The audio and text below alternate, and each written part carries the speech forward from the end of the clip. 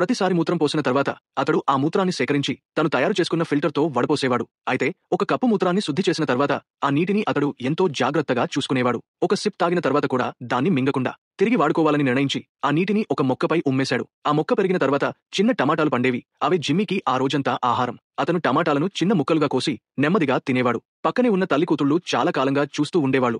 అతడు గమనించినప్పుడు మిగిలిన టమాటాలను దొంగిలించాలని అనుకున్నారు. కానీ జిమ్మీ వారికి అనుమతించలేదు. చివరికి వారికి ఒక చుక్క టమాటా రసం కూడా మేగలనివ్వలేదు. అప్పటికే భూమి సముద్రజలంలో మునిగి వాటర్ ప్లానెట్ గా మారిపోయింది. త్రాగునీరు అత్యంత విలువైనదిగా మారింది. బ్రతికిన వారు షిప్తో చేసిన తేలియాడే ద్వీపాల్లోనే ఉండగలిగారు. అయితే జిమ్మీకి జనసమూహాల్లో జీవించడం ఇష్టం లేక సముద్రంలో ఒంటరిగా తేలుతూనే ఉండేవాడు. తరచూ సముద్రంలోకి మునిగి 500 సంవత్సరాల క్రితం మానవ నాగరికతకు చెందిన అవశేషాలను వెతికి తనకోసం సేకరించేవాడు.